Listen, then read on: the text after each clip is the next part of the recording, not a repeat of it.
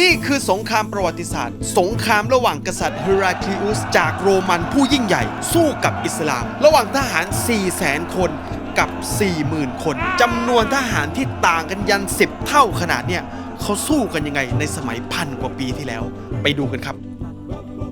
ตอนนี้นะฮะผมอยู่ที่ยัรมูกนะฮะที่ประเทศจอร์แดนอยู่ที่จังหวัดเอร์เบ็ดนะฮะทุกคนหุบเขาแถวนี้นะครับทุกคนเมื่อประมาณ 1,400 ปีที่แล้วเนี่ยเคยเกิดสงครามที่ใหญ่มากๆระหว่างโรมันกับอิสลามนะครับทุกคนเป็นสงครามที่แบบในประวัติศาสตร์ที่แบบเจ๋งมากๆกลยุทธ์ดีมากๆนะครับทุกคนระหว่าง2ฝ่าย 400,000กับ 40,000 ซึ่งเฮอร์คิวลิสตัวจริงๆนะฮะหรืออาหรับเขาเรียกว่าฮีร็อกเกิลนะครับทุกคนเขาก็แบบเป็นแม่ทัพเป็นซีซ่าใหญ่ของโรมันในขณะนั้นนะฮะซึ่งบริเวณแถวนี้นะฮะก็จะเป็นบริเวณที่โรมันยึดครองมาก่อนนะฮะเป็นอาณาเขตของเขาที่เขาปกครองอยู่นะฮะเบดดิ้งครับนี่ก็คือโซนเนี่ยสงครามเนี่ยเกิดขึ้นกี่วันสงครามแมงมุมเนี่ยเกิดขึ้น6 วันด้วยกัน6 วันไม่ถึงอาทิตย์เลยไม่ถึงจบภายใน6 วันระหว่างทหารเท่าไหร่กับเท่าไหร่ครับสงครามที่ใหญ่มากในประวัติศาสตร์ของมนุษยชาติณเวลานั้นระหว่างกองทัพโรมันเนี่ยมีจำนวนมีประมาณเนี่ย350,000 นายถึง 400,000 นายก็คือ 400,000 สู้กับเกือบ 40,000 เกือบ 40,000 คนโอเคแสดงว่าฝั่งอิสลามเนี่ยตอนนั้นเนี่ยทำไมถึงต้องมาลบกับโรมันเพราะว่ามุตะวันก่อนก็ลบกับโรมัน 3,000 กับ 200,000ครับแต่ตอนรอบนี้อิสลามมากขึ้นแล้วอันนี้คือต่อจากสงครามวันก่อนเหมือนกันใช่ไหมใช่แต่ระหว่างนั้นมันก็จะมีสงครามอื่นด้วยใช่นะฮะแต่ว่าอันนี้ก็คือช่วงเวลาต่อกันมุตะวันก่อนเนี่ยฮิจรัสศักราชเท่าไหร่ปีที่8นะฮะส่วนอันนี้ฮิจรัสศักราชเท่าไหร่ศักราชที่15ต่างกันก็คือ7 ปีประมาณ7 ปีหลังจาก7 ปีกว่าใช่เท่าความหนึ่งว่าสาเหตุของการเกิดสงครามยัรมุกเนี่ยอันเนื่องมาจากการพิชิตเมืองของกองทัพอิสลามเนี่ยหลายเมืองในเขตชามดามัสกัสแล้วก็ได้พิชิตฮัมส์แล้วก็พิชิตจอร์แดนแล้วก็พิชิตปาเลสไตน์โอเคอิสลามค่อยๆเก็บทีละเมืองอันนี้คือยุคของคอลิฟะอบูบักรใช่คอลิฟะคนแรกหลังจากที่ท่านนบีเสียนะฮะใช่ก่อนที่ท่านอบูบักรเนี่ยจะเสียชีวิตใช่ป่ะท่านก็ได้ส่งคอลิบบินวาลิดเนี่ยจากที่อยู่ในอิรักเนี่ยให้ย้ายมาแถบชามเพื่อที่จะมาเปิดประเทศแถวๆนี้แล้วก็ในฝั่งของโรมันเนี่ยในฝั่งของโรมันเมื่อเห็นว่าเมืองที่อยู่ในการปกครองของที่โรมันเนี่ยได้ถูกพิชิตทีละนิดทีละน้อยทีละน้อยก็ขยายซีซ่าแห่งโรมันสมัยนั้นก็คือเฮอร์คิวลิสที่เราพูดถึงเมื่อกี้น่ะใช่ครับพอท้ายบูบักใช่ป่ะขึ้นมาอุมัรบินค็อฏฏอบคอลิฟะองค์ที่2เนี่ยเฮอร์คิวลิสเนี่ยเหมือนมีความตั้งใจอย่างมากว่าจะต้องรวบรวมกองทัพเนี่ยให้มีความใหญ่มากที่สุดเพื่อที่จะมาพิชิตเพื่อที่จะมาปราบอิสลามให้ราบคาบเลยอันนี้ก็คืออบูบักรเป็นคอลิฟะ2 ปีกว่า2 ปีครึ่งแล้วก็อบูบักรก็เสียชีวิตก็คือพออุมัรขึ้นมาปุ๊บแล้วก็ยังไงต่อฮะอุมัรก็ได้สั่งให้อบูอุบัยดะห์ซึ่งเป็นแม่ทัพที่คุมชามทั้งหมดเนี่ยท่านเป็นแม่ทัพใหญ่เฮอร์คิวลิสเนี่ยครั้งหนึ่งเนี่ยเคยได้ยินว่านะณตอนนั้นนะเคยเจออบูซุฟยานด้วยใช่ไหมใช่ที่เป็นแม่ทัพเนี่ยใช่ผมจะบอกว่าอบูซุฟยานนะครับทุกคนเป็นหนึ่งในคนที่มีความสำคัญในสงครามครั้งนี้เนี่ยมากนะครับทุกคนถ้าใครจำได้ในคลิปที่ผมถ่ายกับอาจารย์นาอิมสงครามบนภูเขาสงครามอูฮุดนะทุกคนที่ว่าอิสลามเนี่ยโดนล้มตีต่างๆแล้วก็แบบท่านนบีบาดเจ็บต่างๆที่เราไปเล่าที่ซาอุทุกคนครั้งนั้นนะครับอบูซุฟยานคือแม่ทัพฝั่งตรงข้ามของอิสลามนะครับทุกคนเป็นหนึ่งในคนที่ต่อต้านอิสลามเนี่ยหนักมากเขาเป็นหัวหน้าเผ่าต่างๆนะครับเป็นผู้ที่ยิ่งใหญ่มากในฝั่งนู้นนะทุกคนแล้วครั้งเนี้ยเขามาเป็นวีรบุรุษในฝั่งอิสลามซึ่งถ้าใครจำได้นะตอนที่อิสลามโดนโอบล้อมอีกครั้งตอนที่ว่าลงมาจากภูเขาถ้าใครไปดูนะทุกคนอิสลามลงมาจากภูเขาแล้วก็โดนโอบล้อมเนี่ยคนที่มาโอบล้อมที่เป็นลูกทัพเขาเนี่ยก็คือคอลิดบินวาลิดนั่นแหละทุกคนคอลิดบินวาลิดที่เป็นแม่ทัพของอิสลามแม่ทัพใหญ่ครั้งนี้นะทุกคนจะบอกว่าทั้งอบูซุฟยานคอลิดบินวาลิดแล้วก็มีคนอีกหลายท่านนะครับทุกคนในประวัติศาสตร์ที่แบบเคยต่อต้านอิสลามแบบหนักมากๆแต่สุดท้ายกลับมาเป็นหนึ่งในวีรบุรุษที่ยิ่งใหญ่ในอิสลามมากๆผมก็เลยรู้สึกว่าทั้งอบูซุฟยานแล้วก็คอลิดบินวาลิดเนี่ยเป็นคนที่ผมรู้สึกประทับใจมากๆครับคืออบูซุฟยานไปเจอตัวจริงเลยเหรอเบดิงใช่ครับไปเจอกันยังไงเบดิงในปีที่7อบูซุฟยานเนี่ยพร้อมกับพวกไปยังเมืองชามเนี่ยซึ่งสมัยนั้นเฮอร์คิวลิสเนี่ยพักอยู่ในเมืองชามเฮอร์คิวลิสเนี่ยก็เรียกซุฟยานและก็เรียกชนเผ่าอาหรับเนี่ยที่มาพร้อมกับอบูซุฟยานเนี่ยให้มานั่งอยู่หลังท่านเนี่ยเพราะอะไรเพราะว่าจะได้รู้ว่าสิ่งที่อบูซุฟยานพูดเนี่ยมันคือความจริงไหมโอเค โอ้นี่คือความฉลาดจะได้รู้ความจริงไงสุดท้ายก็อบูซุฟยานบอกถึงคุณลักษณะของการดะวะห์การเชิญชวนการเผยแผ่ของท่านนบีมุฮัมมัดศ็อลลัลลอฮุอะลัยฮิวะซัลลัมว่าเป็นยังไงท่านก็บอกว่ามุฮัมมัดเนี่ยเชิญชวนให้เราเนี่ยไปเคารพพระเจ้าองค์เดียว แล้วก็บอกว่าคนที่ตามเขาเนี่ยส่วนมากก็จะเป็นคนที่อ่อนแอคนจนพอเฮลคิวลิสได้ยินอย่างนี้ปุ๊บเนี่ยเฮลคิวลิสรู้สึกเลยว่านี่คือศาสนาทูตของจริงเพราะอะไรเพราะว่ามันตรงกับสัญลักษณ์ต่างๆที่ได้กล่าวไว้ในคัมภีร์ไบเบิล ถ้าเขาเชื่อแบบนั้นจริงแล้วทำไมเขาไม่เข้าอิสลามไปดิ คือเฮลคิวลิสเนี่ยด้วยความที่กลัวต่อ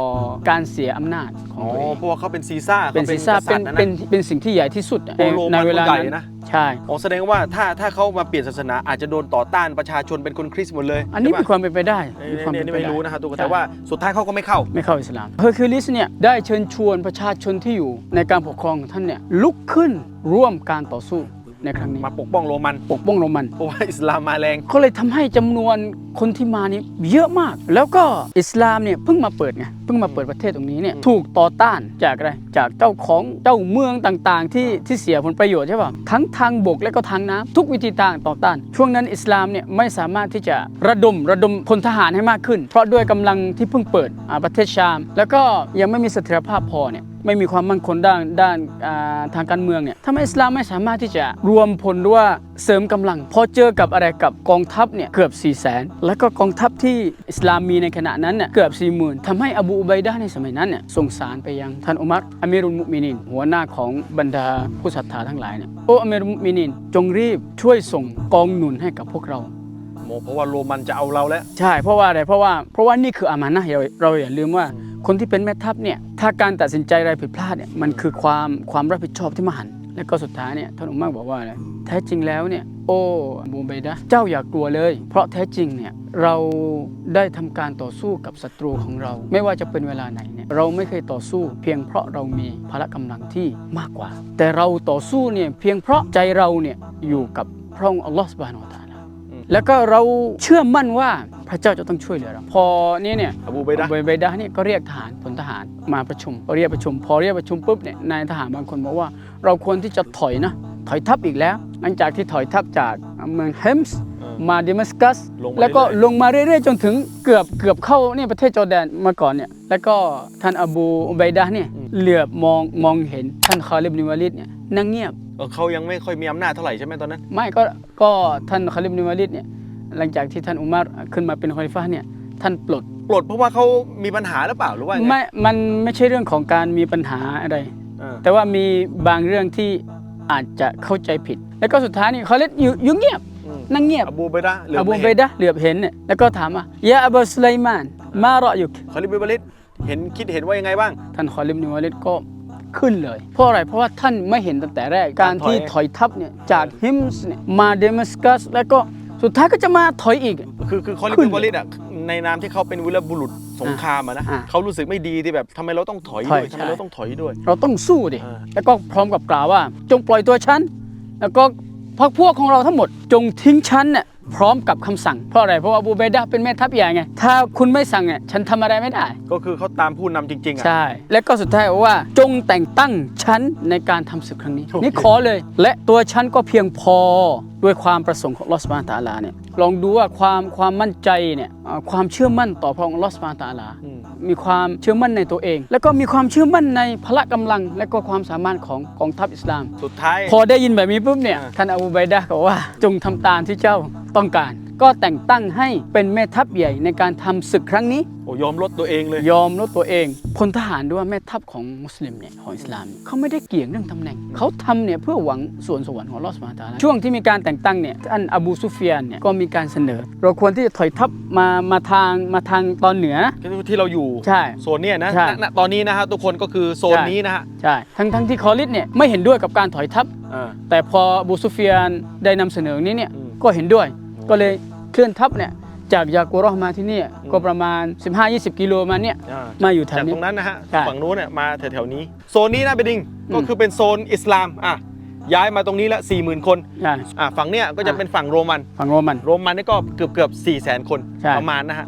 อันนี้ก็มุสลิมก็เกือบ 40,000 ก็ประมาณ 40,000 กลมๆนะฮะทุกคน 40,000 คนเนี่ยเขาก็แบ่งกลุ่มหนึ่งก็จะเป็นตรงกลางแล้วก็ทางขวาตรงกลาง2ทางขวามือนำทัพโดยอัมรุอิบนอาฟกลางด้านซ้ายเนี่ยชุรห์บิลบินฮัสนะห์ แล้วก็ตรงกลางอบูอุบัยดะห์อิบนุญะเราะห์ แม่ทัพใหญ่เมื่อกี้เลย แม่ทัพใหญ่แล้วก็ แต่มาเป็น ตรง ย่ แม่ทัพ อย รองแม่ทัพรองใช่ด้านซ้ายก็คือยาซีดบินอบีซุฟยาน ลูกของอบูซุฟยาน ลูกของอบูซุฟยานเลย โอ้ และก็สิ่งที่แปลกในสงครามครั้งนี้เนี่ยท่านคอลิบนิวาลีดเนี่ยได้คิดวิธีการใหม่ ซึ่งไม่เคยเกิดในสงครามครั้งไหนก่อนหน้านี้เลย ก็คือการแบ่งทหารเป็นกลุ่มย่อย แต่ละกลุ่มเนี่ยมี 1,000 นาย โดยมีแม่ทัพในกลุ่มย่อยเนี่ย1 คน ซึ่งการแบ่งแบบนี้เนี่ยเป็นการทำให้ผู้ที่ถูกแต่งตั้งมาเป็นแม่ทัพเนี่ยเกิดความเครียดความรู้สึกว่ามีเกียรติรู้สึกว่าพร้อมที่จะทำในสิ่งนี้การตั้งทัพแบบนี้เป็นการง่ายต่อการเคลื่อนไหวในการครั้งนี้นะคาลิบนิวาลีดเนี่ยได้แต่งตั้งให้บุดดาร์ดะเป็นกอดีเป็นผู้ตัดสินถ้าสมมติมีปัญหาอะไรในระหว่างกองทัพเนี่ยเกิดปัญหาเกิดการไม่เห็น ทะเลาะอะไร ทะเลาะอะไรเนี่ยอบูดาร์ดะจะเป็นผู้ตัดสินแล้วก็แต่งตั้งอับดุลลอฮ์อิบนุมัสอูดเนี่ยเป็นผู้แบ่งทรัพย์สินเฉลยศึกเนี่ยยังไม่ได้เริ่มแต่คอลิดเนี่ยคิดแล้วว่าเราต้องชนะแน่นอนนี่คือความมั่นใจและก็มีความเชื่อมั่นอันที่3ก็คือแต่งตั้งอบูซุฟยานนี่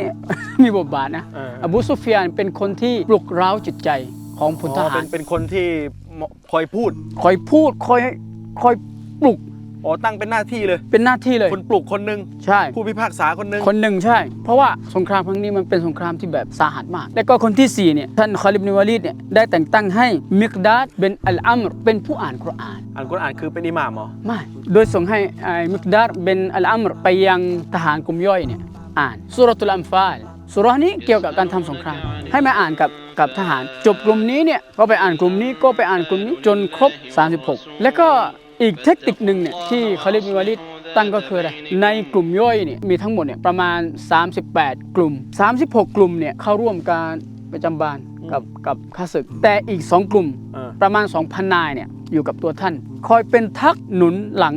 ในเวลาประจำบานซึ่งกองทัพที่ท่านจัดเนี่ยมีบทบาทในการทำสงครามครั้งนี้นี่อย่างมาก เป็นกองทัพเพื่อเผด็จศึกอ่ะ เพื่อจบเกม ใช่เพื่อจบเกม เพื่อปิดเกม ก่อนที่จะมีการประจำบานเนี่ยวันที่15ของเดือนสิงหาเนี่ย636 คริสตศักราช ศักราชใช่ โอเค เช้าตรู่ปุ๊บเนี่ยก็มีการพูดคุยเขาเรียกว่าการรบแบบตัวต่อตัว สิ่งที่ประทับใจก็คือแม่ทัพคนหนึ่งอ่ะที่ชื่อจอร์จเป็นหนึ่งในแม่ทัพที่ถูกส่งโดยมาฮาน มหานี่ก็คือแม่ทัพใหญ่ แม่ทัพใหญ่ของโรมันสมัยนั้นจอร์จเนี่ยได้ทำการบอกว่าฉันขอสนทนากับคอลิบนิวาลีดเนี่ยตัวต่อตัวสงครามยังไม่เริ่ม แต่ว่าใกล้จะเริ่มแล้วเนี่ย แต่ว่าทหารพร้อมแล้วนะ ใช่แล้วก็สุดท้ายก็เขาถามคุณจะมารบเพื่ออะไรเขาเลยบอกว่าเรามารบเนี่ยไม่ได้เพื่ออะไรแต่มาเพื่ออัลลอฮฺซุบฮานะฮูวะตะอาลาเราทำสิ่งนี้เพื่อที่เราจะเชิญชวนให้คนเข้ารับอิสลามไหม เท่านั้นเองไม่ได้มีอะไรแต่ถ้าไม่รับเนี่ยก็เป็นสิทธิ์ของคุณแต่ถ้าคุณอยู่ในประเทศอิสลามการปกครองอิสลามเนี่ยคุณจะต้องจ่ายจิซยะห์ก็คือภาษีก็คือเวลาเขาจะไปรบเนี่ยเขาก็จะบอกว่าเข้าอิสลามไหมถ้าไม่เข้าเนี่ยก็อยู่ได้แต่ว่าต้องจ่ายภาษีจ่ายค่าคุ้มครองภาษีธรรมเนียมสำหรับการคุ้มครองคนที่ไม่ใช่มุสลิมที่อยู่ในการปกครองของมุสลิมถ้าไม่เอา2 อย่างนี้โอเคสุดท้ายนี่พอแบบนี้ปุ๊บเนี่ยอัลฮัมดุลิลละห์จอร์จเนี่ยเข้ารับอิสลามเขารับอิสลามก่อนที่จะเริ่มสงครามก่อนที่จะเริ่มสงครามเขาเป็นอัศวินโรมันใช่บางคน ใช่พอคอลิดบอกอย่างนี้เขารับอิสลามใช่เพราะอะไรเพราะเขาเนี่ยได้ยินชื่อเสียงของคอลิดเนี่ยแล้วก็หนึ่งในคำถามที่เขาถามว่าโอ้คอลิดฉันอยากจะถามคุณแล้วก็คนที่ดีนี่ไม่ควรที่จะพูดโกหกกับคำถามที่เขาถามมาฉันขอถามคุณว่ามีไหมที่พระองค์อัลเลาะห์ซุบฮานะฮูวะตะอาลาเนี่ยลงดาบจากฟ้าเนี่ยมาให้กับศาสนทูตของเขาแล้วก็ศาสนทูตเนี่ยได้มอบดาบให้กับคุณเพราะอะไรเพราะว่าเป็นที่รู้จักได้ว่าฉายาของคอลิดเนี่ยไซฟุลลอฮ์อัลมัสลูลก็คือดาบของอัลลอฮ์ที่ชักออกจากฝักเสมอก็คือที่เราฟัง EP ก่อนหน้าเนี่ยมุตะเนี่ยสงครามนั่นแหละที่ท่านนบีเนี่ยให้ฉายาเขาว่าเป็นดาบของอัลลอฮ์อันนี้เขาก็เลยมาถามหลังจาก7 ปีนะใช่เพราะอะไรเพราะว่าคอลิดเนี่ยในชีวิตท่านเนี่ยทำสงครามประมาณ100 กว่าครั้งแต่ไม่เคยแพ้เลยใช่100 กว่าครั้งในชีวิตเนี่ยไม่เคยแพ้เลยสุดท้ายพอแบบนี้เนี่ยว่าไม่มีเลยแต่ชื่อเนี่ยพระรอซูลุลลอฮ์ ศ็อลลัลลอฮุอะลัยฮิวะซัลลัมเป็นคนแต่งตั้งเท่านั้นเองไม่ได้มีอะไรเลยเป็นดาบปกตินี่แหละแล้วก็สุดท้ายมีความเรียกรู้สึกชอบแล้วก็พระองค์อัลเลาะห์ซุบฮานะฮูวะตะอาลาก็เปิดใจสุดท้ายก็รับอิสลามจากเป็นแม่ทัพของศัตรูไปศัตรูมาอยู่กับอิสลามแล้วก็รบกับก็คือย้ายฝั่งทำให้อะไรทำให้มหานี่แบบโกรธมากไม่ได้เลยแบบนี้ก็เลยสั่งให้โจมตีเริ่มเลยหลังจากที่จอร์จเข้าอิสลามปุ๊บโอ้โหมาฮานนี่ก็คือแม่ทัพใหญ่โกรธขึ้นเลย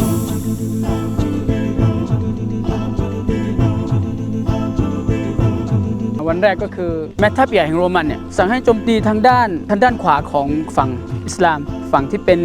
ที่นำทัพโดยอัลอัมรุบิอัลอาสโจมตีเนี่ยด้วยทหารเดินดินเนี่ยไม่ได้มีทหารม้าเลยเพื่อที่จะลองแล้วก็จะดูว่าอิสลามมีเทคนิคมีอะไรแล้วก็เริ่มเนี่ยสักพักใกล้จะถึงตอนเที่ยงเนี่ยมหานก็ได้สั่งให้กองทัพเนี่ยโจมตีทั้งหมดเลยทั้ง4เลยก็ประจำบานกัน อ๋อนะวันแรกเลยเหรอ ใช่นะวันแรกพออย่างนี้เนี่ยคอลิบนิวาลิดเนี่ยเฝ้าเหตุการณ์ดูไงพอเห็นทางอัมรุบิลอาสเนี่ยถูกโจมตีอย่างหนักแล้วก็ต้องถอยเนี่ยกองหนุนของคอลิบนิวาลิดเนี่ยจะเป็นผู้มาซัพพอร์ต เขาก็อยู่ด้านหลังนะ อยู่ด้านหลัง อ่า สังเกตการณ์ ท้ายก็ทำให้อยู่ในแถวเดียวกัน สมัยก่อนการรบนี่ก็อยู่แบบแถวแบบเนี้ยพอถึงช่วงกลางวันเข้าเวลาละหมาดซุฮรี โอเค คอลิบนิวาลิดเนี่ยสั่งให้ทหารทุกคนละหมาด ตอนที่ทำสงครามเหรอพี่ ตอนทำสงคราม แต่ว่าละหมาดอีมาอันก็คือการละหมาดโดยที่ใช้สัมผัสตาอย่างเดียว แล้วก็ให้ละหมาดบนม้า ละหมาดบนม้าเลยแล้วละหมาดยังไง ก็แบบเนี้ย คือไม่ใช่ว่าสูญูด ไม่ต้องสูญแบบนั้นเคยว่าละหมาดอีมาอันอย่างเช่นคนที่อะไรคนที่ป่วยอ่ะ อ๋อคนที่อัมพฤกษ์หรืออะไร อัมพฤกษ์อัมพาตเนี่ยเขาละหมาดยังไง อ๋อ ละหมาดด้วยตา เวลาจะก้มก็กระพริบตา ใช่ เนี่ยเหรอ แบบนั้นอ่ะประมาณนี้สมมตินี่คือวิธีการ คือจะบอกว่าการละหมาดจะอยู่ในสถานการณ์ไหนเนี่ยไม่มีการละเว้นให้หยุดละหมาดให้ทิ้งละหมาด โอ้โห เพราะฉะนั้นอัสซอลาฮ์อิมาดุดดีนการละหมาดก็คือเสาหลักของอิสลามว่าแล้วก็คอลิบนุวาลิดเนี่ยสั่งให้ละหมาดญะมะ ก็คือละหมาดรวม รวม อ่า ซุฮรีกับอัสรีก็ละหมาดแบบ แบบนั้นนะ ก็ฆ่าไปด้วย ก็ไม่ต้องสูญูดไง เออ แต่ว่ารู้ไงอันนี้ตอนนี้ก็กำลังสูญูดช่วงนี้ คือเป็นภาพที่แบบหล่อ สุดๆนะ สุดๆใช่ โอ้โห แล้วก็พอถึงจุดนี้เนี่ยก็เป็นอันจบวันแรกสมัยก่อนไม่มีอาวุธยุทโธปกรณ์ที่แบบยิงจรวดอะไร ต่อหน้าอย่างเดียว โอเค พอถึงเวลาเย็นก็ต้องจบไงแสงก็ไม่มีจะรบกับอะไรต่างคนก็ต่างถอยไปยังแคมป์ อิสลามก็ถอยไปฝั่งนี้ อิสลามก็ถอย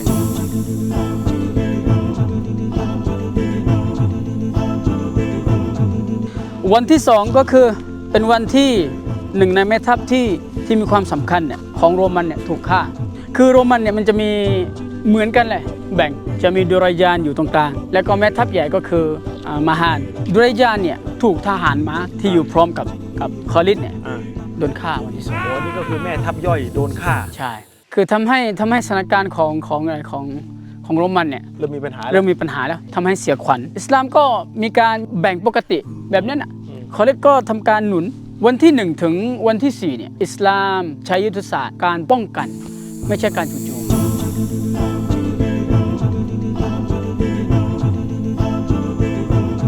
แล้วก็พอถึงวันที่3เนี่ยโรมันเน้นการโจมตีเนี่ยไปฝั่งขวาของฐานมุสลิม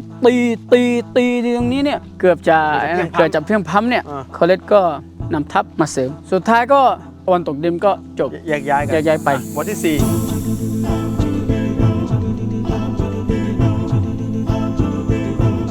แล้วก็วันที่4เนี่ยทัพโรมันเน้นการโจมตีแบบเดิมทำให้กองทัพทางขวาของอิสลามเนี่ยกำลังจะแพ้แล้วก็ในสถานการณ์แบบนั้นเนี่ยพวกโรมันเนี่ยใช้วิธีทหารธนูที่อยู่บนม้าเนี่ย 4โอ้ เนี่ยเป็นความสามารถเฉพาะตัวของพวกโรมัน แล้วก็ไปเน้นที่อะไรไปเน้นที่ตา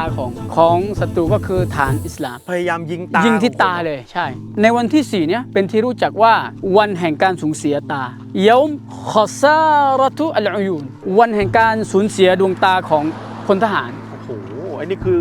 ใช่ โหดมากนะ ใช่ พอโดนแบบนี้เนี่ยทำให้กองทัพอิสลามเนี่ยเหมือนเขาเรียกเสียทรงกันนะเพราะอะไรเพราะว่าพลทหารนี่ถูกเยอะมากแล้วก็หนึ่งในนั้นก็คืออบูซุฟยาน โอ้บูซุฟยานตาบอดเลยเหรอ ตาบอดเลย ครั้งนี้เสียข้างหนึ่งแล้วก็ก่อนหน้านี้ที่เคยรบกับศาสนาในสมัยนั้นน่ะศาสนาอิสลามใช่ป่ะเคยรบก็เสียข้างหนึ่ง แสดงว่าแกตาบอด2 ข้าง สองข้างเลยในสงคราม ในส นี้ งครามครั้ง ใช่ นี้ในวันที่ ในวันที่4พอสถานการณ์แบบนี้ปุ๊บเนี่ยมีแม่ทัพที่ใจเด็ดมากคนหนึ่งชื่ออิกริมะห์เบนอบีญะฮัลก็คืออิกริมะห์ลูกของอบูญะฮัลเนี่ยเป็นศัตรูหมายเลขหนึ่งของท่านรอซูลุลลอฮ์ศ็อลลัลลอฮุอะลัยฮิวะซัลลัมแต่ลูกเขาอิกริมะห์ลูกของศัตรูหมายเลขหนึ่งเป็นมารับอิสลาม 4 อิกริมะห์เนี่ย อ่า พอเห็นสถานการณ์แบบแย่ปุ๊บเนี่ยก็ประกาศเลย โอ้มุสลิมีนใครจะสาบานเพื่อเป็นทหารพลีชีพพร้อมกับฉันด้วย คือเรียก มุสลิม ประกาศเลยว่า ประกาศว่าใครคนไหนบ้างที่จะเป็นกลุ่มทหารพลีชีพ เออ เพื่อสงครามนี้ เพื่อตาชาเหตุในครั้งนี้เขาเรียกว่าหน่วยรบพร้อมความตายแล้วก็สุดท้ายเนี่ยมีประมาณ400 คนที่รวมกับเขา ในนี้วันที่ วันที่ 4ด้วยหน่วยรบอันนี้เนี่ยทำให้อิสลามเนี่ยที่ดูเหมือนว่าจะพ่ายแพ้เนี่ยด้วยกำลัง400 คนตรงนี้เนี่ยสู้อย่างดุเดือดเขาไม่ยอมอะไรแล้วเขาไม่เอาอะไรแล้วสุดท้ายเนี่ยก็ทำให้แถวทหารอิสลามเนี่ยกลับมาตรงเหมือนเดิมคอลิดเห็นว่าจำเป็นที่จะต้องอะไรสั่งให้อบูอุบัยดะห์ซึ่งเป็นทัพกลางใช่ป่ะแล้วก็กับยาซีดเนี่ยโจมตีแทนที่จะรออันนี้สั่งให้โจมตีวันที่ 4โจมตีสุดท้ายเนี่ยแล้วก็ของคอลิดบินวาลิดก็มาช่วยอัมรุบินอาสกับชุรอห์บิลก็เหมือนเดิมก็คือเบี่ยงเบนความสนใจอ่ะใช่2อันนี้มาแล้วก็ฝั่งนี้แย่แล้วใช่คอลิดบินวาลิดก็เลยมาช่วยฝั่งนี้ใช่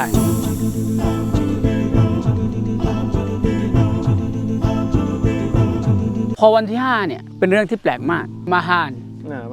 แม่ทัพใหญ่ของโรมันขอเจรจาสงบศึกมาขอสงบศึกโรมันขออิสลามสงบศึกเนี่ยนะกองทัพที่มี4 แสนมาขอสงบศึกกับกองทัพที่มี 40,000แต่ว่าคอลิดเนี่ยได้ตอบไปเราไม่ตอบรับการสงบศึกภายในเวลา3 วันที่คุณเสนอเนี่ยเราไม่ตอบรับเพราะเราไม่มีเวลาพอเราอยากจะเผด็จศึกให้เร็วที่สุดเลยคือมาถึงตอนนี้แล้วก็คือเอาให้จบใช่พอได้ยินแบบนี้ปุ๊บเนี่ยเสียหน้าบ่งบอกว่าอะไรบ่งบอกว่าฝ่ายศัตรูของเราเนี่ยแน่จริงเลยนี่ ไม่ยอมใช่สุดท้ายพอวันที่5จบไปก็ไม่ได้เกิดอะไรมากมาย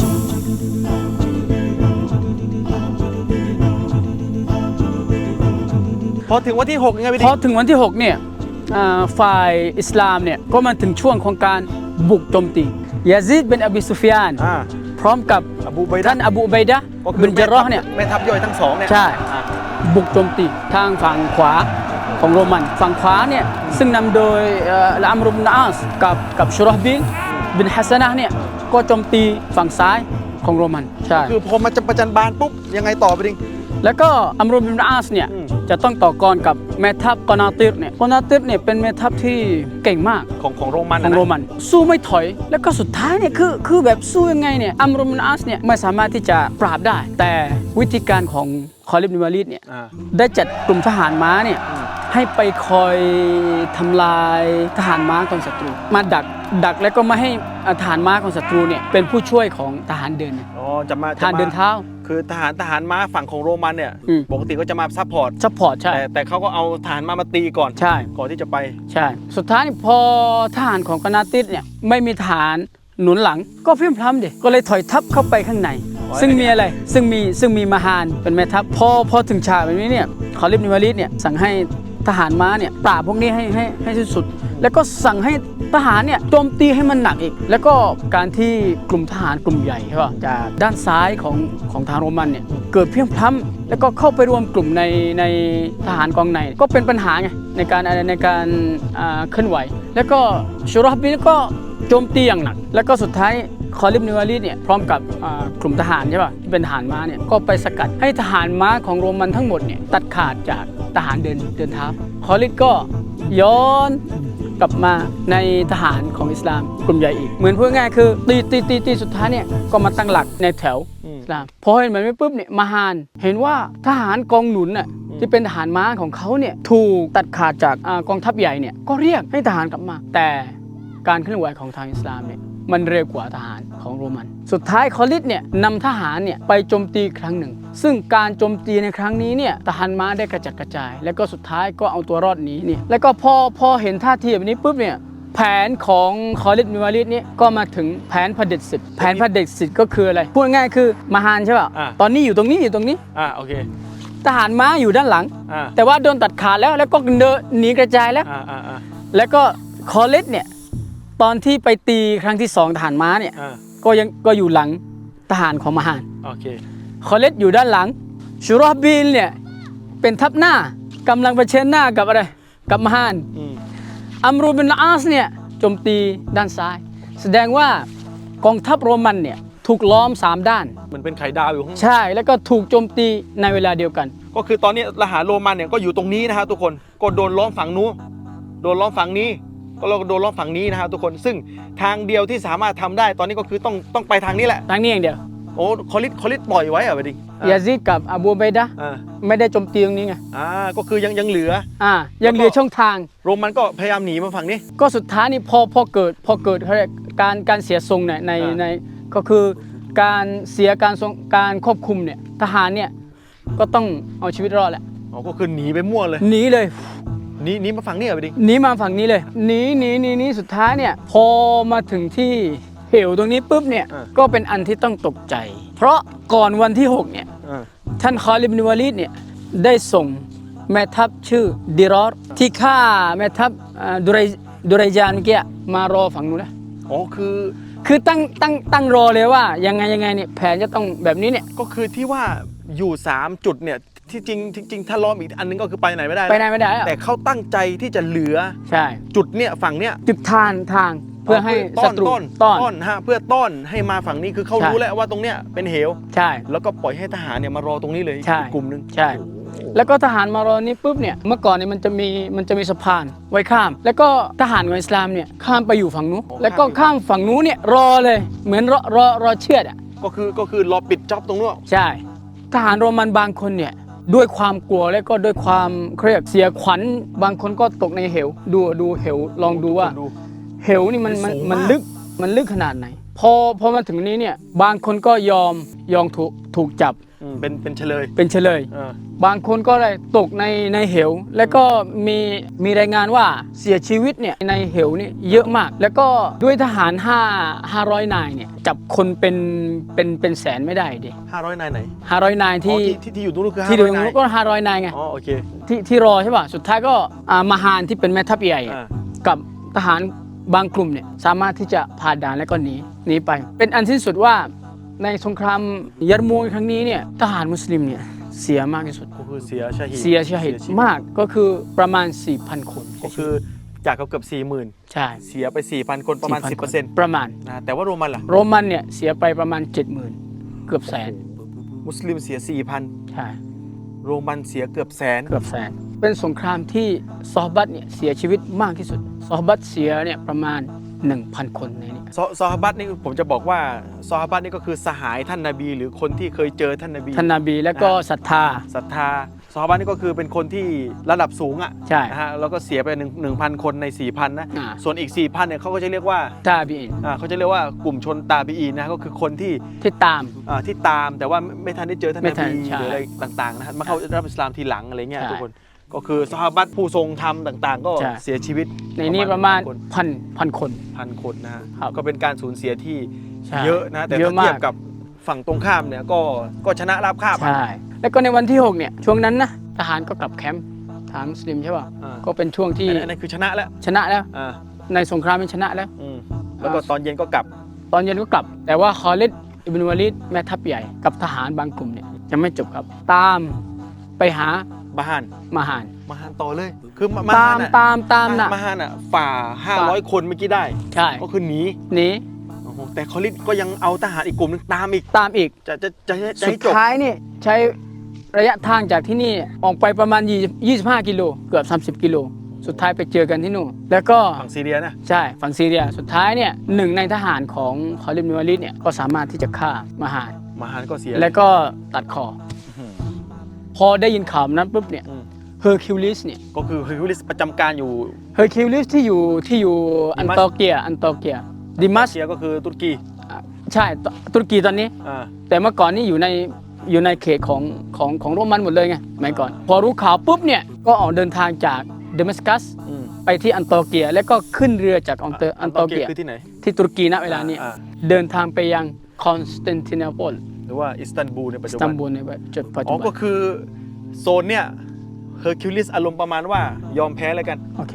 คุณเอาไปเลยอิสลาม ใช่ เขาก็เลยย้ายถิ่นฐานจากดามัสกัสเนี่ย อ่า ไปอยู่ที่อิสตันบูลในปัจจุบัน อิสตันบูล คอนสแตนติโนเปิล ใช่ สมัยนั้นนะฮะ ใช่ หลังจากนั้นสงครามก็จบลงอิ จบ สลาม ลง ก็ชนะ นะ แถบนี้ก็เลยได้รับอิสลามหมดเลย ใช่ ก็จะเป็นประเทศอาหรับมุสลิม ใช่ จอร์แดนต่างๆ ก็เป็นมุสลิมหลังจากนั้นนะฮะ ใช่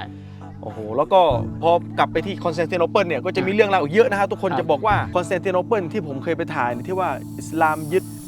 มูฮัมหมัดฟาเตห์ต่างๆ ไอ้นั่นหลังจากอีกหลายร้อยปีนะฮะ ใช่ ทุกคนก็ไม่ใช่ว่าทันทีนะฮะทุกคน ใช่ ก็อาณาจักรอิสลามก็เติบโตไปฝั่งอื่นด้วยอะไรต่าง ใช่ ๆ ไปแอฟริกาไปเปอร์เซียไปอะไรต่างๆเยอะแยะ ใช่ มากมายโอ้นี่บทสรุปยอดมุกนี่ละเอียดมากนะเบดิงแต่จริงๆมันมีอีกใช่ไหม มันมีอีกเยอะ ไอ้นี่ย่อแล้วใช่ปะ เยอะมาก อันนี้ขอดูที่เตรียมหน่อยขอดูที่เตรียมหน่อยรอบนี้เตรียมโอ้โหนี่คือ ก็ ที่เต มี รียม ก็มีเนี่ย เตรียมอย่างละเอียดนะฮะทุกคนนี่เล่าย่อแล้วนะฮะทุกคน คือจะบอกว่าที่จริงนะถ้าเราดูย้อนแล้วก็ประวัติของทำสงครามในอิสลามนะเราจะเห็นได้ว่าประชาชนในเขตที่อิสลามไปวิชิตเนี่ยจะมีการต้อนรับกองทัพของอิสลามเพราะอะไรเพราะว่าคุณลักษณะพิเศษของกองทัพอิสลามเนี่ยมีคำสั่งแบบชัดเจนว่าห้ามฆ่าผู้หญิง ห้ามฆ่าเด็ก ห้ามฆ่าชายชรา ห้ามฆ่านักพรตนักบวช เออ ไม่ได้ แล้วก็คุณไม่สามารถที่จะไปบังคับให้เขาเข้ารับอิสลามไม่ได้ อ๋อคือไม่ต้องบังคับ ไม่ได้ ห้ามบังคับเลย ห้ามสมมุติว่าเราไปยึดเมื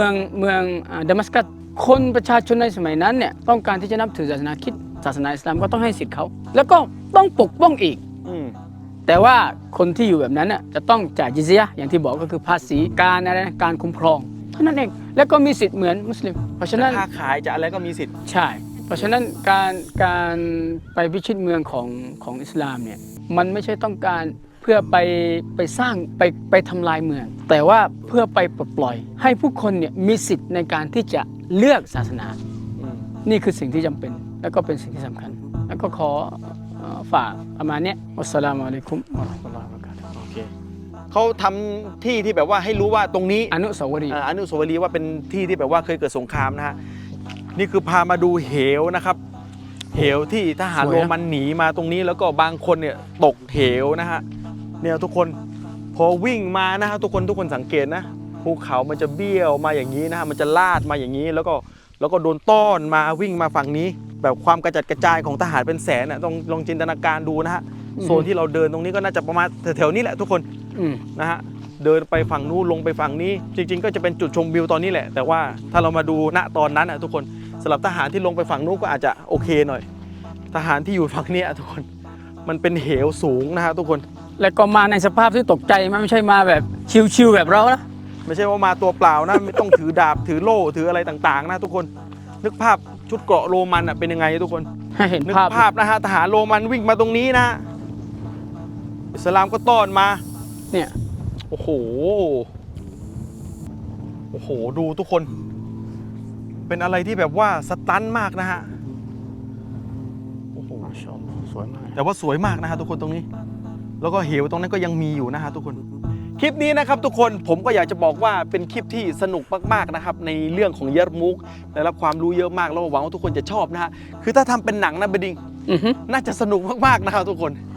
คือแบบมีทุกอย่าง เป็นเรื่องที่ คบถ ระทึกมาก ระทึกมาก จะบอกว่ายาร์มุกก็จะเป็นอีกที่หนึ่งที่ทุกคนมาเที่ยวได้ถ้ามาจอร์แดนนะฮะ ครับ จะอยู่ภาคเหนือจะติดกับซีเรียนะฮะทุกคน ใช่ครับ ก็เป็นที่ที่ดีมากๆ ใครชอบคลิปประวัติศาสตร์แบบนี้นะครับทุกคนคอมเมนต์มาด้านล่างนะครับทุกคนผมพยายามอยากจะทำอะไรแบบนี้เพราะผมรู้สึกว่าผมชอบนะประวัติศาสตร์อย่างเงี้ยทุกคนสำหรับคลิปนี้นะครับลาไปด้วยแสงอาทิตย์พระอาทิตย์แบบนี้นะกำลังจะตกขอบฟ้านะครับทุกคนสงครามยาร์มุกสงครามแห่งประวัติศาสตร์ที่ยิ่งใหญ่ครับ